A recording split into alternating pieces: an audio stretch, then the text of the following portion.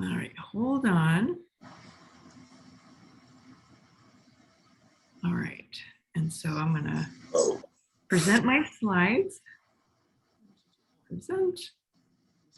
Here we go. Can you see my slides? Maybe. Maybe. I've got several. I was going to say we could. Yep. You got it? You can see my slides? I can see Husky Bites. Good. They should be a little bit bigger. Let me see if I can make them a little. There we go. And you can probably see your faces on the side then too. Yeah. On the bottom on mine. Yeah, that's probably what most of the viewers are seeing. So first of all, I want to welcome everybody to Husky Bites. This is the second episode of season 5. And so what is Husky Bites? It's a free webinar series offered by Michigan Tech's College of Engineering. We feature a variety of subjects, many of which are very technical and or scientifically focused, but this is a really fun one tonight. And we'll be talking about that in a moment, but welcome everybody. My name is Janet Callahan. I'm Dean of the College of Engineering. I want to thank Marnie Clute, class of 88, who earned her civil engineering degree here and who also works at Michigan Tech, for her sponsorship of this evening's Husky Bites. So welcome everybody.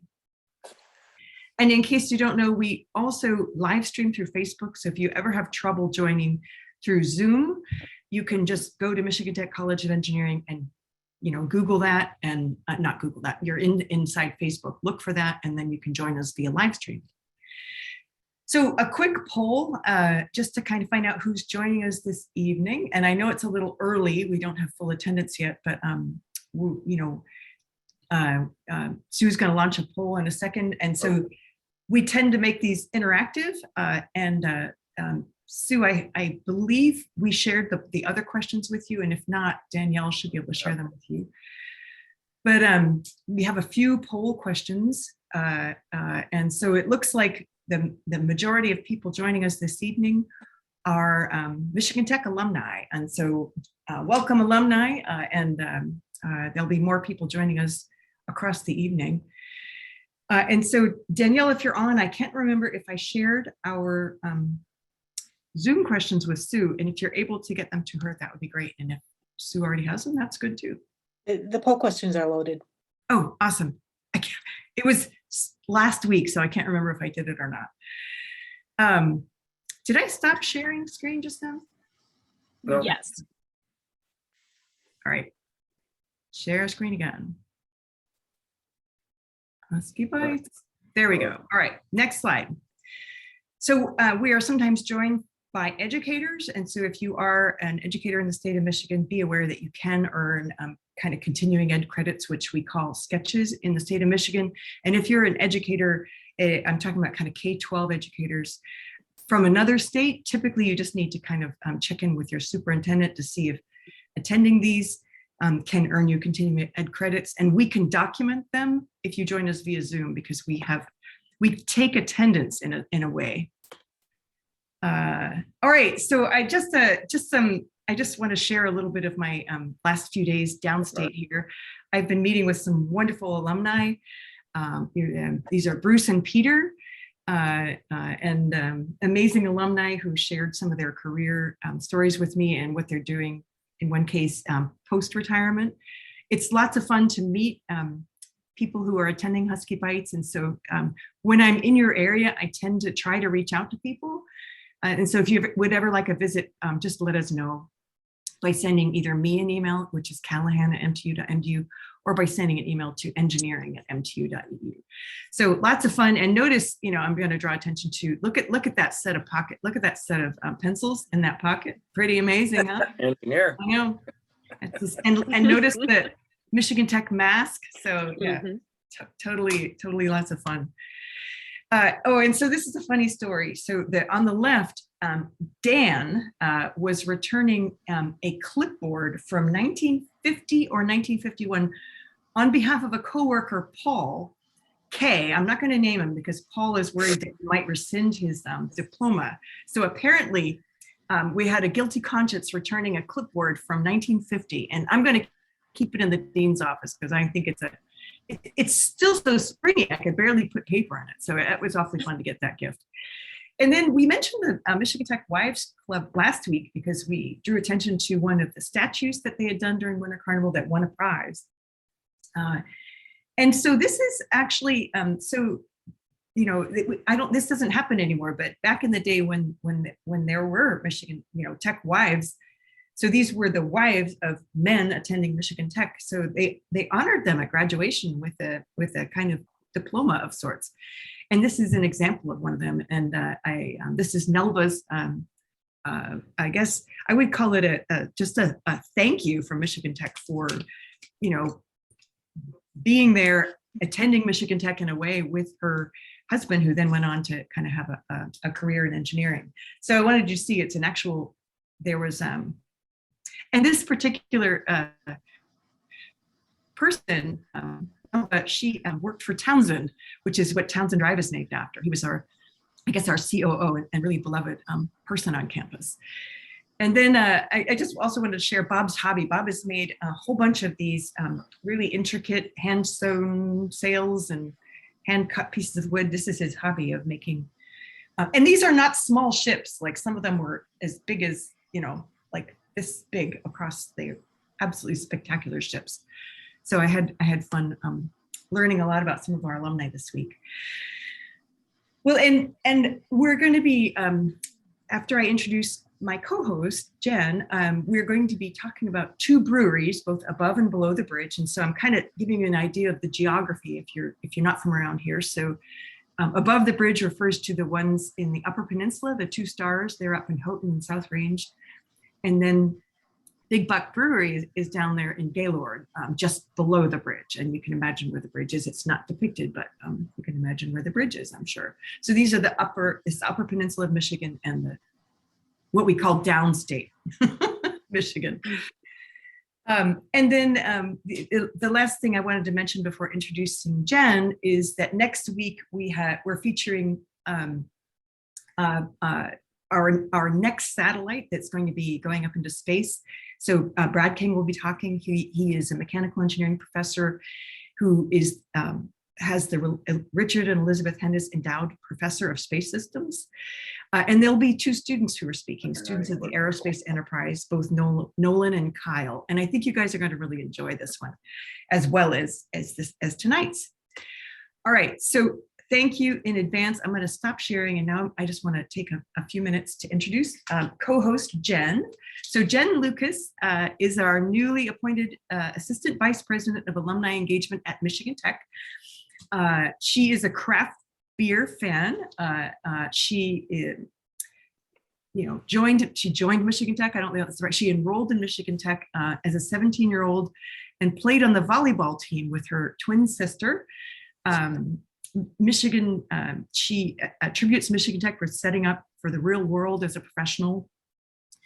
She's from the Midwest, so Nebraska and Minnesota. She recently relocated here from, where was it, Jen? Salt Lake City, Utah. Salt Lake City. Well, and I think we have a lot of attractions compared with Salt Lake City because the West has gotten pretty darn smoky. And yeah, they've got the nice, beautiful, big downhill ski slopes, but we've got better snow, in my opinion. So, well, and so Jen is an active outdoors person. She likes hiking, biking, snowshoeing. She likes a good book, good beer, good food, and good company. And so she and her husband now call home here up in the Upper Peninsula. And with that, I'm gonna leave it to Jen to introduce tonight's speakers. Thank you so much, Jen. Yes, thank you for having me, Janet. And as you mentioned, I am a beer lover, so it's a real privilege for me tonight to introduce our guests. And before I do, I guess I should say thank you to Shawn, Cathy, and Dick, not only for joining this session of Husky Bites, but also for making products that I have enjoyed throughout the years. So cheers. So a little background on our first guest here. Richard Gray, from the class of 1982, is the co-owner of the Keweenaw Brewing Company right here in Houghton, Michigan. While working towards his bachelor's degree at Michigan Tech, Dick spent one summer as a roughneck on the North Slope of Alaska. And he must have liked it because he spent most of his career in the oil and gas business, but not as a roughneck. Important distinction, right, Dick? Yeah. After graduating from Michigan Tech with a BS in geological engineering, he took a job with Amoco Production Company, which led him from Hobbs, New Mexico, to Casper, Wyoming, to the Research Center in Tulsa, Oklahoma twice, before ending up as the exploration manager in the Denver regional office. While Dick was launching his successful career, his wife, Stacy, also an alumna of the class of 1982, was launching her successful career, raising their 3 children. After more than 16 years, Dick left Amoco and became the president of a privately held oil and gas company called Presco Western LLC. He held this position from 1998 to 2005 when the company was sold. Dick had seen the revitalization of downtown Denver through the creation and success of local brew pubs there. And so when their children started attending Michigan Tech, he figured this is just what Houghton needed, and he was right. He and a colleague from Denver started the Keweenaw Brewing Company, fondly known as the KBC, with an annual production in excess of 13,000 barrels and distribution across Michigan, northern Wisconsin, eastern Minnesota. The KBC has grown to one of the 50 largest microbreweries in the United States and 8th largest in Michigan. Ironically, Stacy doesn't drink beer, but she supports all the KBC functions behind the scenes and is responsible for the design and purchasing of KBC apparel, which Dick and I are sporting tonight. In addition to the 200 plus students that they have employed over the last 17 years, the Grays have been tremendously involved with the Houghton business community. They have hosted and supported countless Michigan Tech alumni and student events and activities. And the KBC has become a vital community resource, meeting place to relax, especially for Michigan Tech students, faculty, and staff. In his spare time, Dick likes to sail and golf, but mostly he just works. Is that right? Still, Dick, down there in Arizona? I work a little bit every day. No, so glad to have you. And now for our other guests, Cathy from the class of 1988 and Shawn Smalley from the class of 1989, owners of Big Buck Brewery in Gaylord, Michigan. The Big Buck journey for Cathy and Shawn began in 2017, when a simple inquiry into a business that was in receivership became a reality. From that point, the transition from corporate America began, and they officially opened on October 1st, 2018. From the beginning, their focus was to restore the Big Buck name and reputation instead of rebranding. Cathy and Shawn made updates to the logo and beer label designs, yet embraced the original Big Buck brand and decor. Their passion is to brew and distribute beer, but they also acquired a restaurant with a seating capacity of 327 guests that they are currently operating. All this is made possible because of 2 brewers, a head chef, and many supportive team members. The Smalley's MTU story dates back to the late 1980s. Shawn graduated from Kalamazoo College with a degree in chemistry and then transferred to Tech to pursue chemical engineering. He worked at Marathon Oil for several years and transitioned to a career in automotive. Cathy attended a women in engineering workshop during high school. So is that a summer youth program? Shout out, Cathy there. Awesome. And followed her older sister to MTU. She graduated with a degree in biological sciences and furthered her education at Wayne State University. She also worked in the auto industry and retired once Shawn's job took their family on 2 expat assignments. So where were those, Shawn? First one, we were in England with Ford. And second, we were in Germany with Johnson Controls, each of them for 3 years each. Okay, so probably supported the beer love there, being in Germany. And together they have 3 children, Colin, Emma, and Elise. So Shawn started his, we'll say, career in brewing in their kitchen in the late 1990s. Though he isn't involved in brewing at Big Buck, he is actively involved in the process and has mastered taste testing.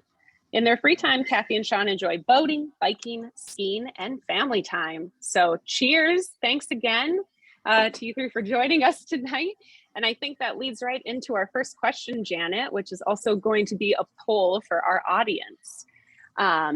So the poll should show up here. And just like when you were choosing what brought you to watch tonight, want you to make your selection here. And then we'll have our guests, Cathy, Shawn, and Dick, maybe share their answers verbally. So the question is, what is your favorite style of beer to drink? So not to brew for our guests. The options are IPA, porter, lager, sour, amber, or stout. So maybe we'll throw this question to Dick to answer first. I guess it depends on the mood I'm in, but I like stouts in the winter. I like ambers all the time. A lager's always good. generally on the lighter side, I suppose. And then an IPA, I do fancy the IPAs like a lot of people. So I guess I'm a brewery owner, so I'm not just a one beer kind of guy. Right, and while you guys are filling out the poll, Jen, I want to warn you, I can't pull up the questions because my internet connection is not good enough for me to access Google Docs. Okay. So until I Okay. can, will you keep the questions coming? Happy to. All right, and so during this poll, so there's 6 choices, right? And the winner, it's actually astonishingly evenly spread, but IPAs, lagers, and ambers. And a few people, only a couple people like sours. That's what my husband likes. No. Yeah, no. We don't I know. Mm. And then how about Cathy and Shawn? What are your favorites to consume? I think I'm right along the same line as Dick. I like them all. I look at them all as my children, so I have to show them all equal favoritism. That's right. I mean, some people have said, what's the best part about this job? I think the best part about this job is when one of the brewers comes to you at 8 o'clock in the morning and they said, here, you need to taste this. So you're having a beer before you've had your coffee in the morning. So it's great. Just a taste. Just a taste, exactly. Just a taste. Yeah. So I would have to go. My go-to would probably be one of our ambers. It's actually an alt style from Dusseldorf, Germany, where we lived for 3 years. So that would be my favorite. Kathy, I think we'd go with something different. My favorite right now is a Kayak Attack. It's a honey Kolsch beer and it has guava in it. So we happened to have our first year that we brewed the People's Choice Award for it when we were down at the Frankenmuth World. What was it called? Yep, World Fair, yep. Or whatever, that competition. World Expo beer, yeah. World Expo, yes. And so we just happened to have won the award on that, but it's my go-to. But I also divert to an amber. So. All right, Okay. Jen, I've found my questions. So Fabulous. Just I'm in glad you time. had the first question because I was sweating it over here. All right, so this is this kind of second question, and this is and I want to confess I don't know the answers to any of these questions. So, and I imagine lots of the audience doesn't know the answers either. So, what is the difference between a brewery, a microbrewery, and a brew pub? And of these categories, what is the KBC and Big Buck? Shawn, go ahead. You know the laws newer than I do, so go for it. Sure. So we'll start big. So if you brew 60,000 barrels of beer, and a barrel of beer is 31 gallons, and I'm sure that there's a reason why 31 is what a barrel of beer is, because if you're to get a petroleum barrel, it's 42 gallons. And then everyone's seen a 55-gallon drum, but a barrel of beer is 31 gallons. So if you're over 60,000, you're considered a brewery. If you're under that, you're a microbrewery. And I believe that we are a microbrewery, and there is a distinction between a microbrewery and a brew pub. They're really close in the wording, but it really comes down to distribution. If you want to distribute, you have to be a microbrewery. And if you want to if you're a brew pub, you can make beer for your own consumption, but you can't distribute. What a microbrewery is, you can distribute. And then the difference is, now I get people all the time that come in and they want a Jack and Coke, or they want a Bud Light or something. I can't have those because I can distribute, whereas a brew pub can. They can have Jack Daniels, they can have things, and I can't. Brewery. So there's also a distinction in the microbrewery world too, where if you're below 15,000 barrels, which is where KBC stays, you're considered a micro. Otherwise, you're kind of a regional microbrewer. So when you go over 15 to the 50 or 60,000 level, then it's a different status. It's probably more issues of taxation than anything, because the federal government and the great state of Michigan wants their money in it. The more you make, the more they want. So that's kind of how that works. So you get a slightly better tax break being a microbrewery, Dick? Well, it's scaled. So the first 15,000 are you pay this much, and then after 15,000 you pay this much. It's a little different. So it's not, if you make 50,000, everything's taxed at the same rate. So are you both microbreweries then? Yes. apparently we are. I didn't know that. I didn't know that Shawn and Cathy are, because they used to be, original Buck Brewery was a pub because they sold alcohol too, right? Is that right, Shawn? Well, they started out as they've done everything here. I mean, we started originally back in 1995, or they started, not me. So Right. they went through and they were they were microbrewery for a long time. Then they went to a brew pub, and now we are back to microbrewery, but we also produce our own spirits and wine. So Oh. if you came in and wanted a bourbon, you would have one of our bourbons. The key there is we have to make everything that we sell. Right. Okay. That's right. Okay. We're sticking with beer. But I'm older than Shawn, so there you go. Well, that's your chemical engineering background chipping in. I remember for my chemical engineering degree, we had to distill methanol, and I thought that was just no fun at all. You know? You get patient. All right. So I think I have the next question here. And I was going to say, Janet, correct me if I'm wrong. I see quite a few people might be firing away in the audience that I think we have a few planned questions. Then we'll get to those that are being posted in the audience chat. Okay, perfect. So I think we hinted at some of this when I was going through your bios, but could you each share the story of how you started out in engineering and then had this kind of second career brewing beer and how Michigan Tech might have influenced that journey? So maybe for this one, we'll start with Dick again. Okay. Well, I started in engineering. Well, I picked Michigan Tech because I was a local kid in Michigan, and they had great skiing, and I liked physics and math, so I came into engineering and joined the ski patrol up here at Tech and stuff. But my engineering career, I like geology. It happened that we were kind of a hard rock school, but the oil and gas companies came and interview us, so I went with an oil and gas company. I enjoyed my career at Amoco, started my own company, and enjoyed that. But I was fortunate to retire young, and I needed something to do. So, and I was in Denver when the microbrewery age was coming to fruition. John Hinkenlooper owned the Wind Coop, and now he's a senator and all this other stuff.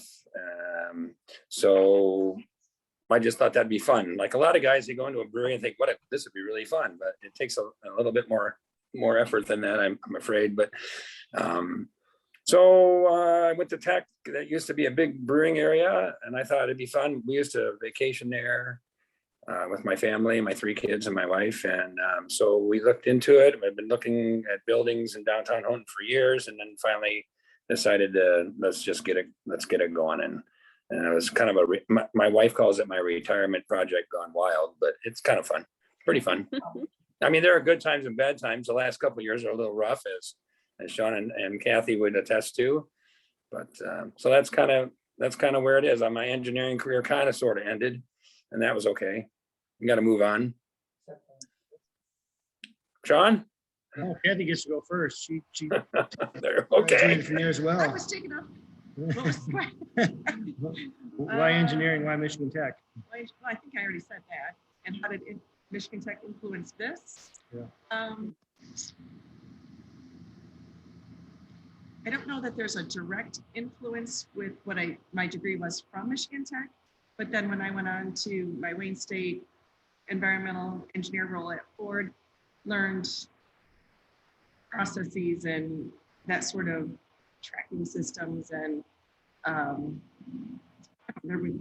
so decision-making processes. So I would say that those skills kind of carry over here in how we do some things. It's not automotive, it's not a car, it's not air pollution, but it's very much like a process, I think, and it's. Oops, whoopsie. Oh, we lost them. Okay. Well, I could hear them having some choppiness right as it was ending, but yeah. So and there's a sustainability element that we were talking about earlier about what you do with the used up, with the ingredients after they've brewed. Yeah. Well, so your waste products are basically you have spent grain. You have a small amount of liquid that is disposed of in the brewing process. And then you have chemical waste, which is basically spent acids. It's basically neutralized chlorinated acids. So the spent grain is easy to get rid of for us. And I know Shawn and Cathy do the same. I believe they move it on to, we donate ours. I can't answer that for Cathy or Shawn, but we donate ours to the local farmers and they use it for their cattle and pigs. The liquid, it goes into the sewer system because it's all spent. So it's basically water. And then we also evolve CO2, so which just goes to the atmosphere. The amount of CO2 we evolve is minimal. So all those things are obviously checked by the DEQ and all that. And so I mean, it's pretty benign, the whole brewing process, as far as it's affluent. Some of the chemicals we use are obviously are a little dangerous. You don't want to get it in your eye or anything like that. But so it's pretty simple. I mean, the chemistry. You need some grain, some water, and a little bit of Mother Nature, and away you go. Well, and that kind of leads me into, I was going to ask, when all of you were sharing your journeys, did you go back to school or take any sort of continuing education into, the brewing sciences or any formal training? Or did you hire brewers that had that experience? So when we first started our brewery, I actually hired one of John Hinkenluper's brewers out of Wynkoop Brewing Company, and he came on board with us. And then he left us after a few years. And of course, I learned how to brew on a bigger scale than home brewing. My partner did, and we also trained another young local man. Our original brewer now owns the Rodeo Restaurant in Houghton, so he stayed in town and stuff. And that was his passion, to have his own company and a restaurant. So we kind of had to move on our own way. My partner doesn't brew a whole lot. I don't brew unless I have to brew, which I had to do this summer. So that's a lot of work. You get up early and you're there a long time. But so I have 3 brewers now. But it's just something that you got to do what you got to do to keep the company rolling. But it's not. I mean, I have 3 guys that do it right now. Okay. And we're always training. So we brew downtown at our pub, and we brew downtown at our up in South Range at our main facility. But like my son-in-law works for us, he brews downtown. I've got a couple of young women that work for us, and they're brewing downtown just for fun, So we brew all kinds of things. Do you rotate what you brew downtown, or like what you're brewing downtown? Is it kind of always? There you are. Welcome back. My answer was so stellar. I just crashed the internet. We're in a metal. This is probably not the strongest Wi-Fi section. We just learned. So you're right there by your facility. No, yeah, right.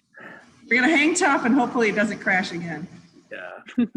So real quick to your answer, we brew all kinds of things downtown. We don't brew much. We brew our wholesale products up in South Range, but our downtown, I let the guys and gals brew whatever they want. I just keep the taps full and away we go. Okay. Well, welcome back, Shawn and Cathy. We'll kind of roll right into it. I think no worries, it happens. So I think we have another poll question here. We'll kind of test our audience knowledge. And then we'll have our experts weigh in on the correct answer. But what is the minimum amount of time you think it takes to brew beer? And the options will be A, at least 1 day, B, at least 3 days, C, at least 8 days, or D, at least 1 month. I'm really curious to see what people answer for this one. And we've got over 200 people again with us this evening. Thank you everyone for joining us. This is a very fun topic. Will, this is so, okay. Not as many people are answering at least 1 day, and it's somewhere, so the majority answer seems to be at least 8 days. Gosh, and then, but so 39 people have said at least 3 days, and 55 people have said at least 1 month. So yeah. All over. This is the kind of thing where you wait and see what other people answer, and then you choose your answer. Well, so after 1 day of brewing, we're going to take turns with this. What do you have, Dick? Oh, you're going to make me answer? Shawn and Cathy didn't answer. All right. No, Cathy, after 1 day of brewing, what do you have? Well, I guess I'm going to be a little bit technical because we can brew beer in a day, but fermenting Well, we've made his wort at that point in time. Yeah. After Sugar water. made his Made wort. sugar water. Yeah. Yeah. All right, but there's So- there's no ethanol in it at that point. Yeah, yeah. No, ma'am. All right. And then how, so Shawn, after 3 days, I mean, just for a typical beer, Well, 3 days, you wouldn't have very much alcohol content. You'd still have sugar water. We really take our least amount would be our Buck Naked. And it's 8 to 10 days that it would take to ferment that out. And what you're really doing is if the yeast is eating the sugar and you're converting that into the alcohol that everyone wants. So then you're going to go, some of our beers are at that month point. My favorite is our Up North Amber, and uses an ale yeast, and we slow it down, put it at the temperature so that it really sits and it ferments for a long time. So it goes for almost a month, but it really gives it a really tremendous flavor. well, and I would say the majority of the audience answered at least 8 days. So I would say you guys are right? That would be, if there's a right answer there. Well, there's a lot of factors like Shawn just said, but so like our beers and our wholesale side, we brew ales, so those are top fermenting. They ferment at 70 degrees. We accelerate our fermentation with the use of oxygen when we initiate it with the yeast. So we can kick out a beer. Keep in mind we sell a lot of beer, and our facility's big, but not that big. In about 7 days, it could be ready to be transferred. So transferred is just, now it's beer, it's flat and it's unfiltered. But let's say Shawn and Cathy, and we even brew lagers sometime. That's bottom fermenting. It's chilled.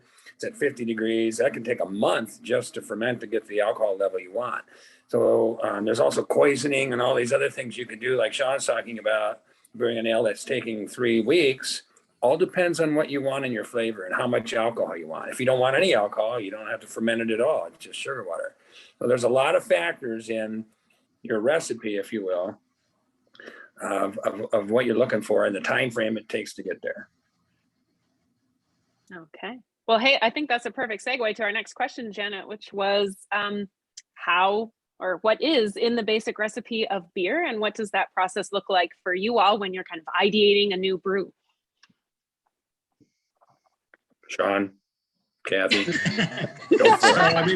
I put this as it's kind of like, and it's real simplistic, but I put it as like you're making cookies. So you're making cookies, and it starts with a basic recipe, and a lot of it is always the same. I mean, we grind our grain here, so you're looking at malted barley.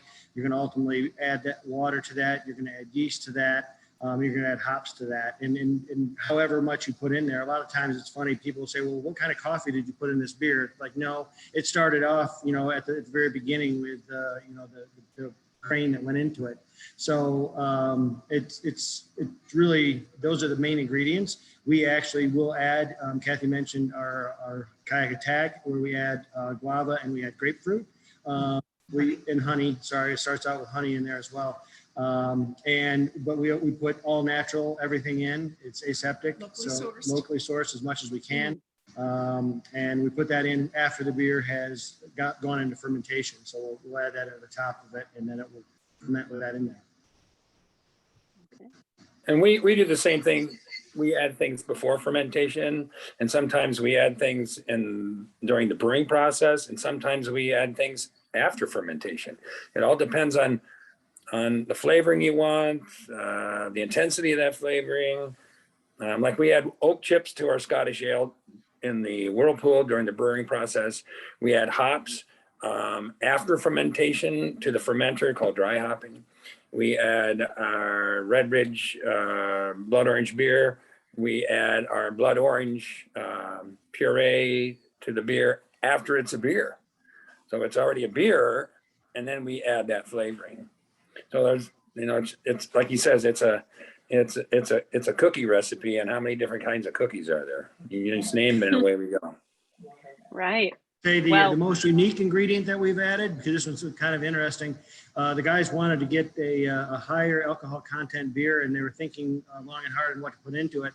They put in the last stage of the brewing process. They put 100 pounds of marshmallows in there, and it came up with this beer at the end. I mean, you'd think it'd be kind of sicky sweet, and it was absolutely tremendous. The ate the sugar, and you ended up with the kind of the smoky flavor in the background of the marshmallows. It was a tremendous beer. Wow. Very cool. Yum. Well, and I was going to say, you keep making references to cookies, and I am not an expert baker myself, so I've made a few bad batches here and there. So that's kind of my other question for you all as you explain the experimentation process. Have you ever made a bad batch? And how do you go about discovering what the fault was? I can answer some of that real quick. I've been here a lot longer than they have. Yeah, we've made bad batches. In 2008, when we went into the crossover from, say, 4,500 to 5,000, 6,000 barrels, we were still not filtering our beer. We were using isinglass to gravity segregate and get our beer clear. And you end up with some bacterial issues that you can't, you got so much beer going through and you can't fight it. And so we ended up with sour beers, which we don't make sour beers. Our beers aren't intended to be sour, but what happens is you get a little bit of yeast, wild yeast in your beer, and it ferments in the can and it sours it.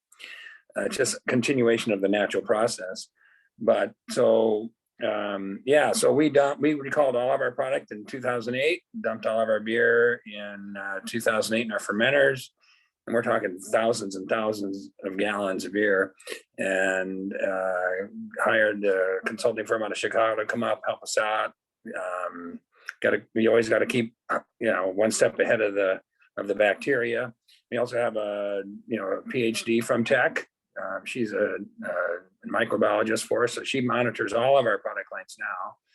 But it's always a constant battle because you're dealing with Mother Nature, and something wild gets in there, and you can't. We don't pasteurize, and many little people don't, because you just don't have the facility to pasteurize.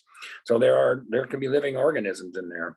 So we filter now. We plate and frame filters, so we do a gross filtration and then a sterile filtration. So that eliminates 99% of our problems, but we still have issues every once in a while.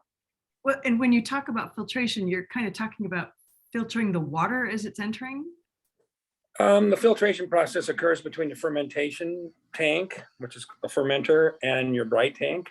Okay. Or your conditioning tank, or your serving tank, or your tax determination tank, whatever you call that. So we filter after fermentation and removes the yeast and any bacteria. Before that, it's pretty easy to keep fairly clean because of the temperature involved in the brewing is a boiling point. So nothing's living in that. And then you introduce your yeast, and then you can create contamination at that point.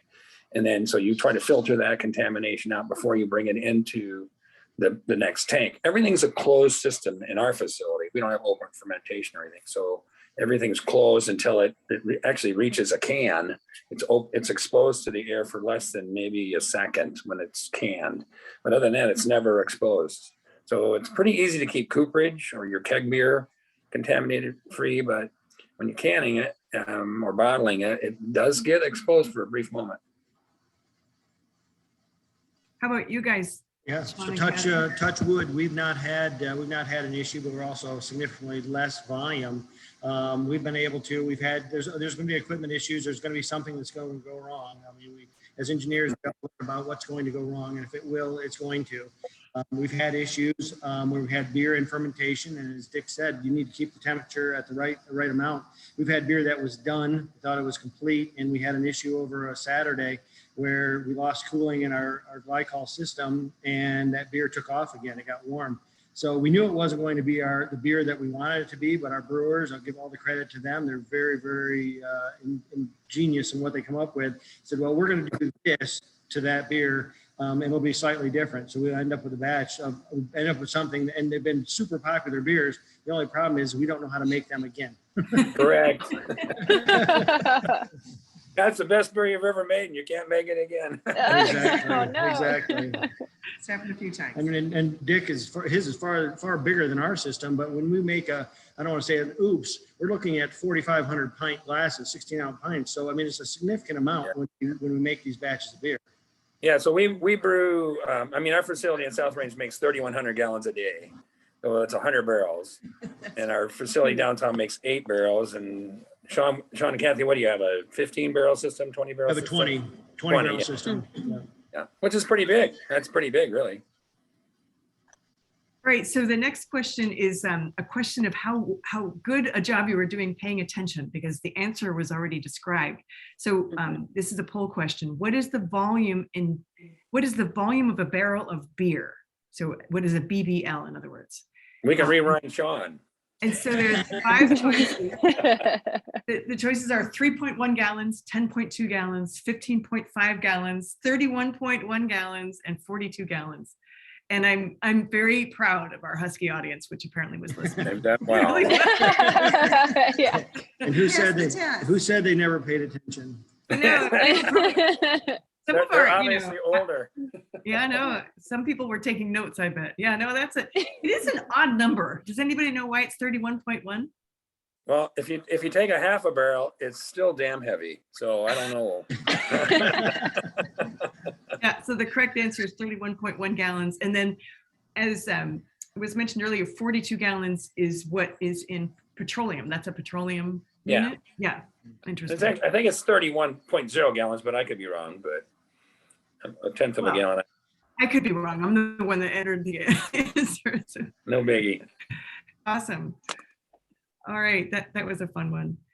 And so this is kind of an engineering question. I have friends who do brewing at home, and so that's like my image of brewing beer, but I know we're talking about enormous vats. So when you scale up, what are the basic differences from brewing at home? Well, we don't do pinches of anything. Well, it's interesting because, the bigger you are, and this is my experience, Shawn, you can elaborate, but I make very large batches of beer, and our objective, since we're a wholesaler, is to be consistent. So, but it seems like the smaller the batch is, the more sensitive it is to your ingredients. So, like when we don't make anything in South Range at our manufacturing facility that we haven't made in our smaller pub downtown Houghton. So, but we just ramp it up, okay? But one of the primary ingredients, just a linear ramp is all we do. So we make 8 barrels and we ramp it to 50 or whatever. But the primary ingredient is different. And I don't know if you're going to ask what the primary ingredient is as a question, but the number one ingredient in beer is water. So we have 2 different water sources for our 2 breweries. One is downtown Houghton water, which is a different source and differently treated than our water in South Range, which is from Painesdale Mine, which isn't very treated at all, really. I mean, a little bit, but it's much cleaner, and that water is able to acquire the flavorings better. So we've always had to ramp our flavoring side down a little bit to acquire the same beer that we've made in Houghton. So I don't know if that answered the question or not, but no, that's very interesting. Well, and what about from Cathy and Shawn?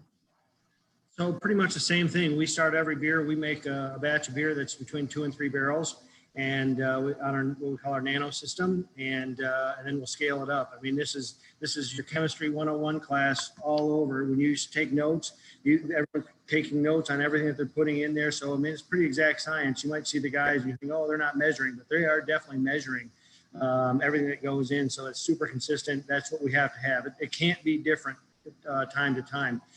We do have the benefit. We have a well that we brew with. It goes down 453 feet. We're the only other well in the city is in municipality where they go down for the city water. So we're down in an aquifer that's way down there, and so we have super consistent beer, or consistent water. I'm sorry, which adds to our really consistent beer. That's really been great. And we use our nano system, use the same water, same everything exactly, and follow the recipes to a T. So in a small bottle, or what, if you're brewing in a bottle, I wouldn't imagine stirring is an issue. Do you end up having to agitate or kind of circulate the water or do anything to the very large batches? During the process, there are definitely stirrers in the large tanks. Yeah, I mean, I don't know if you can see them. I'm gonna take and I can show you. So if it's steel in our brewery, we're fermenting or we're conditioning beer. If it's copper, we're actually making beer. So you do stir at different times in the process, but once you get into fermentation, other than the fact that the vessels are conical, and once the fermentation's done, all the yeast falls to the bottom. It's not we've actually talked about is we'll try to reuse that yeast if we can. We'll reuse it up to 3 to 4 times. I mean, some of the breweries around, they'll go on forever with that. We can reuse it. I go back to the simple stuff. It's like the starter in the, when your mom had that, the bread that they had, Amish bread. And, exactly. And so we try to reuse yeast if we can. For one, it saves money, and it is still good. So some areas we stir, sometimes you don't. I want to do this now. Yeah, you're all inspiring me.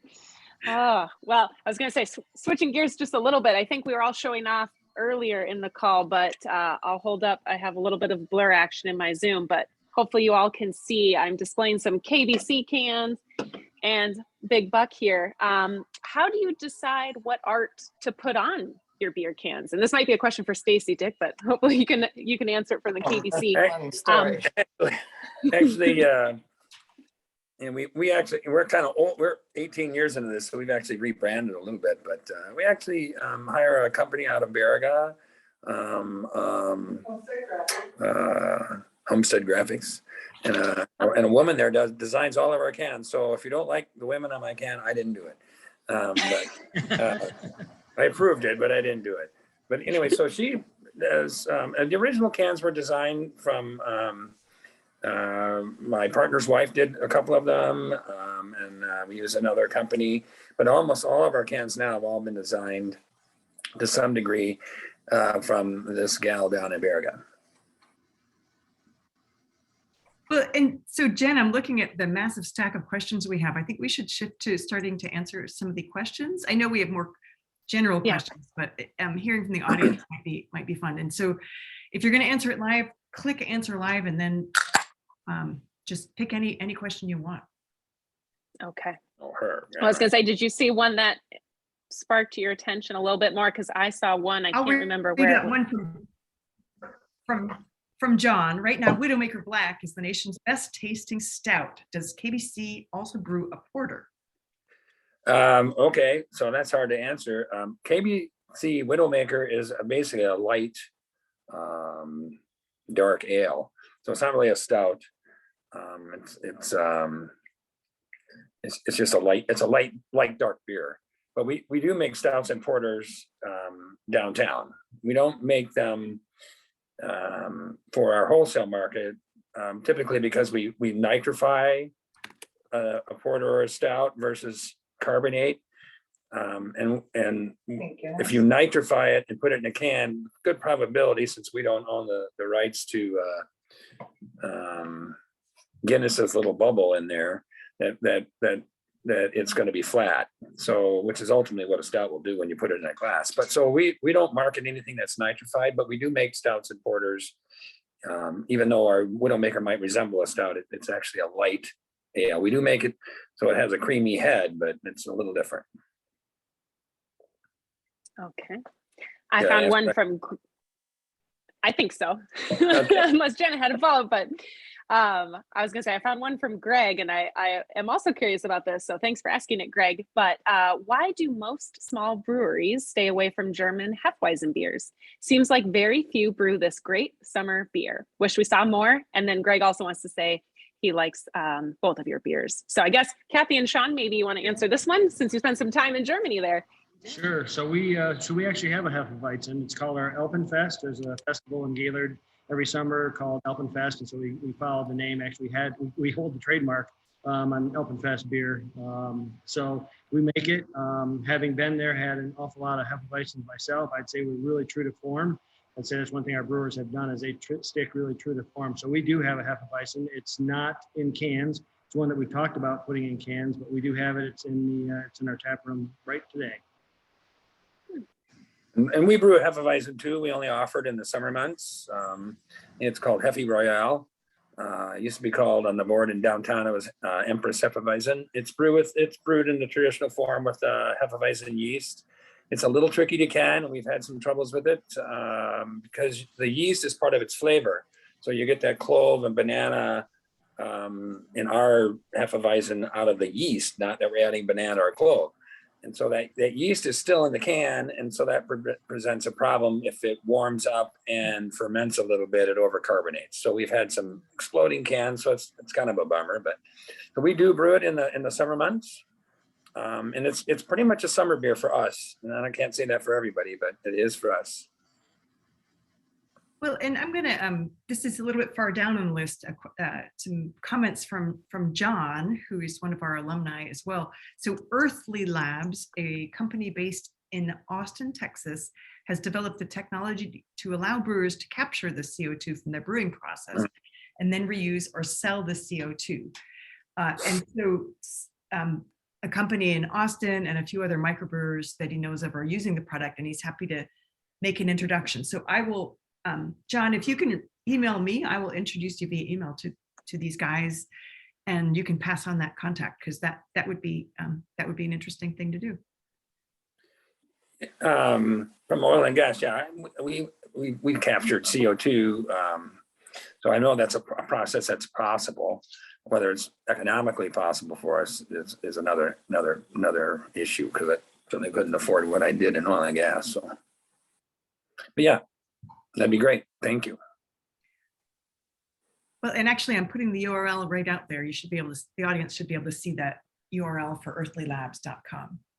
Jen. Yes, I was going to say a few people have been asking if you use locally grown hops or Michigan hops. Well, I'll jump in on that. That's a great question. So between Gaylord and Traverse City is Williamsburg. In Williamsburg, they converted a 9-hole golf course into a hop farm. So it's Michigan local hops. So we, in our Michigan Sunrise, which is our flagship IPA, we use exclusively their hops. So hops is one thing we use. Cathy also mentioned the fact that we have honey. So we use locally sourced honey in a lot of our things. We also have come up with, Gaylord's known for potato production. There's some large potato farmers. So we have had a beer where we've used potatoes to put 100 pounds of mashed potatoes into the beer. So we try to, at any possible turn, not to say we do get beer or ingredients from afar. We go all the way to Pilsen, Czech Republic, where our friends are right now, and we get ingredients from there. So we definitely try to use whatever we can locally. So we at KBC, we don't use anything Michigan grown for our wholesale facility. Typically we use pelletized forms of hops, etc. But we do use locally grown grain and hops, as well as other ingredients in our pub. So when we brew something downtown, we've even made all Michigan made products and stuff. So we try to go where we can.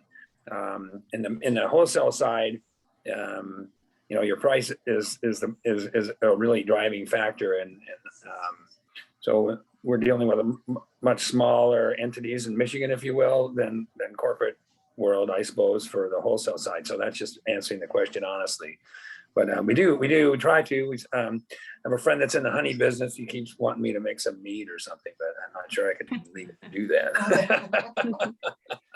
Well, and we're getting a lot of thank yous for this talk, and just commendations for you, kind of having kind of second careers doing things that you're passionate about. And so Kent thanks us, and very exciting to hear about MTU and alumni and their endeavors. Their oldest son homebrews. Our middle son is at Anheuser-Busch as a process engineer. And their youngest son is a current Husky, and they're coming up for Winter Carnival. And they'll be at the KBC, and now Big Buck Brewery is on their radar when they're driving. Perfect. Through. So. Great place to stop. Get a hotel and it's right there. I was gonna say, I found another one, Janet, if I could fire away here. I think we've talked a little bit about the water. What minerals do you want to use in your water for brewing, and what minerals do you want removed from the water supply? So, I'll answer that. We don't really take anything out, and we don't do anything different for any of our beer styles. So maybe that's a good thing or a bad thing, but because the water quality is what it is, we don't actually do anything to it. For us, I basically have the same answer, with exceptions to downtown. We've occasionally added a little gypsum for whatever the guys or gals want to do something with that. I can't answer that on their behalf, but we do, the Houghton water is a little more chlorinated for the city. So what we do is we fill the brew kettle up with water the night before and heat it and evolve the chlorine out of it. And then so that gets that little bit of off tone out of there. So that's about the only thing that we do. We're fortunate. I think both Shawn and Cathy and I are fortunate that we have great water in the state of Michigan.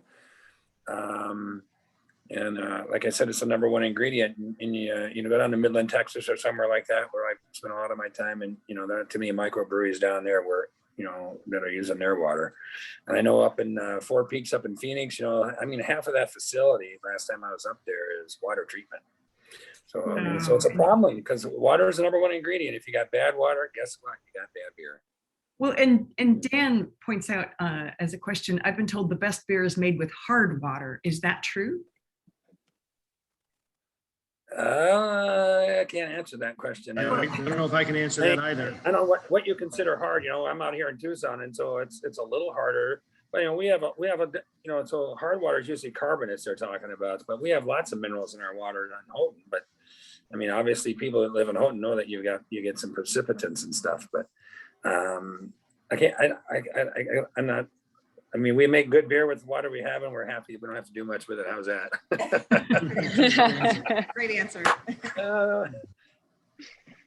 Well, so lots of alumni back from the era, I'm calling it an era of Bosch beer. So when did that transition happen? When did Bosch stop becoming a local producer? And Well, then I KBC don't know. ramp up? You can look that up. I know that Line and Kugel bought them out of Chippewa Falls, bought the rights to their beers in the early 70s, and the brewery closed in Houghton in I think 1973. So that the Bosch name might have still been out there later than that, but the actual brewery was closed. But they were huge. They made 160,000 barrels of beer a year. That compared to Shawn and me, we're trivial. That's just like no way. So Shawn's on his second beer. Can I have another beer too? Don't count. Go Google that. It's out there. Miller Coors owns those rights now. So that's, Line and Kugel is owned by Miller Coors. And so all that has transitioned down to them. Okay. And I know we covered this a little bit in your bios, but I've seen a few questions about where you each distribute your beer. Specifically, people are wondering where they can get it in the Detroit area and St. Paul, Minnesota. So that's me. Unless Shawn and Cathy are in Minnesota, I doubt. But so, the best thing to do, I'm sure that Shawn and Cathy have a website too. On our website, you can go to kbc.beer, I believe it is. KBC or Keweenawbrewing.com, one of those, and it'll show you our distributors. And the best thing to do is to look where our distributors are, and they're all by county. There's no, we live in 3-tier states, so there's a manufacturer, a distributor, and a retailer. There's no overlap. So a retailer can only get my beer from one distributor and not another. There's no overlap. So you can go and say, if you're in Macomb County, for instance, down in Detroit, it's Rave Associates out of Ann Arbor. And you can call Rave and ask them where they distribute their beer, or you can just ask your retailer for it and they can get it. That's how simple it is. And that's true with Minnesota and Wisconsin. They're both 3-tier states. Most are. So there's a manufacturer, a retailer, and a distributor. I'm chuckling about this question from Paul. So this is a question for Shawn, the chemical engineer. Do you use phase diagrams to assist in your brewing and optimizing transformations? We usually do, yes. Yeah. Yeah, he's in some sort of phase. Yeah. I usually use those when I'm drinking my beer. Yeah. We're not that intense. Yes, do it. You have a phase transformation. Exactly. There you go. Well, that brings back nightmares, I must say. Nightmares. Oh, that is good. Let's see here. So Bruce is asking, would it be possible to make a holiday, or Christmas type beer with your favorite notes of chocolate or mint or peppermint? Actually, I'll answer that one. So we had a beer that came out and we called it Snowless Christmas because we didn't have an awful lot of, it had a lot of snow. And it did.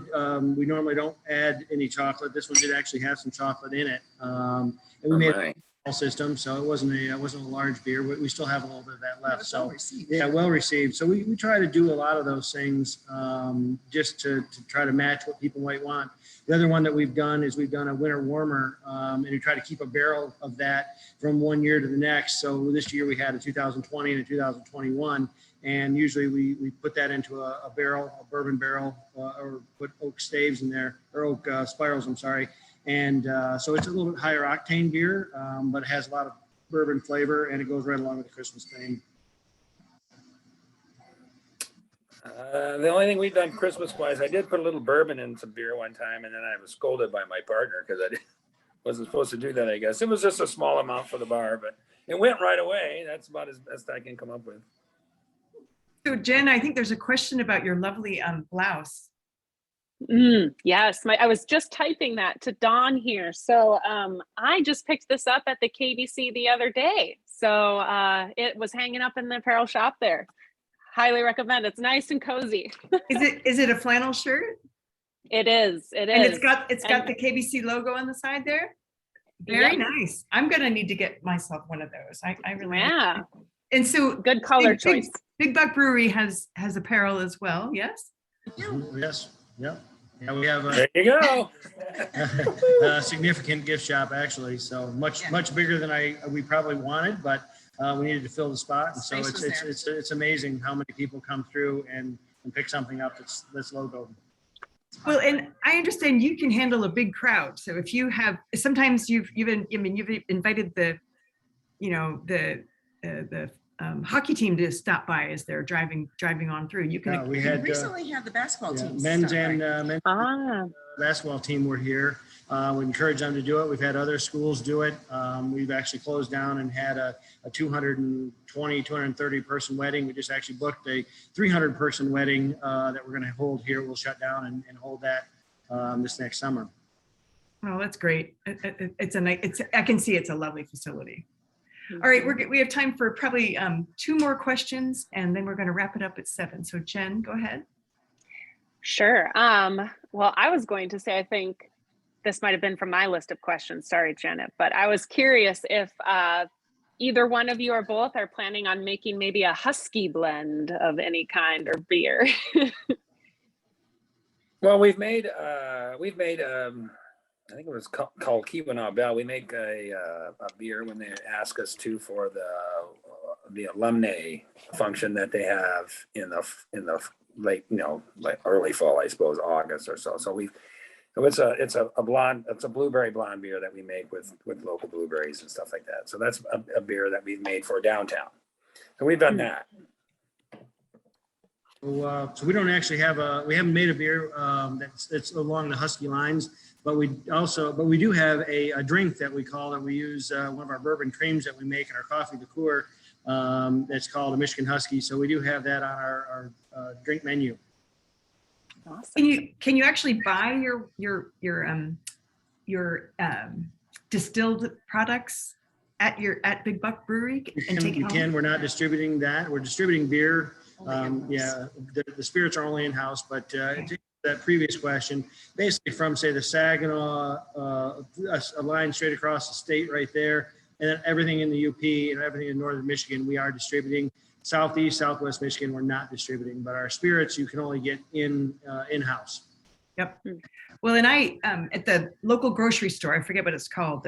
I bought. They had all kinds of different flavors of Big Buck in the 4-packs, and I had bought 3 2 weeks ago, and I had taken 3 to my bedroom, so there would be 3 left for me to show.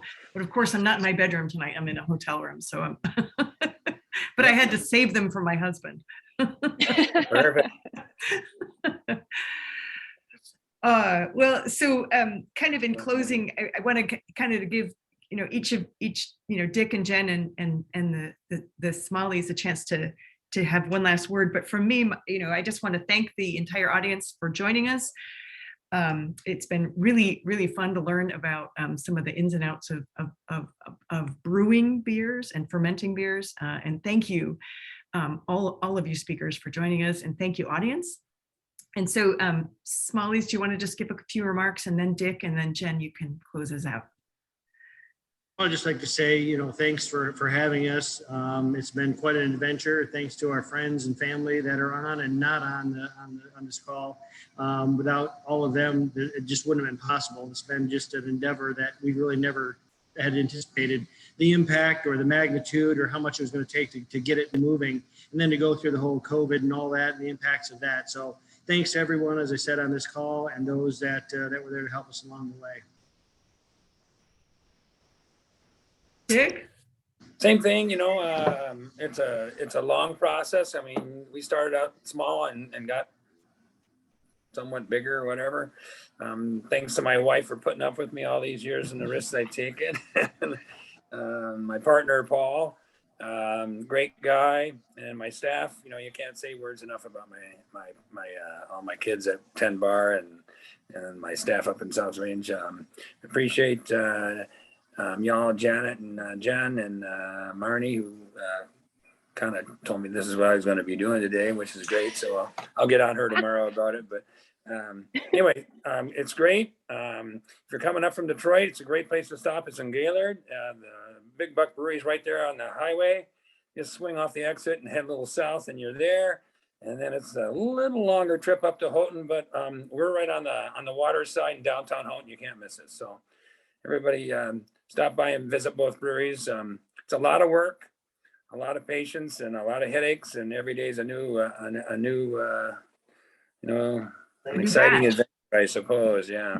Anyway, thank you all. Appreciate it. Thanks, Shawn and Cathy. Thank you. Thanks. Yes. Sure. And I'll echo thank you to Shawn and Cathy and Dick for taking the time tonight. I loved hearing all of your stories. And also thanks to everyone out there listening.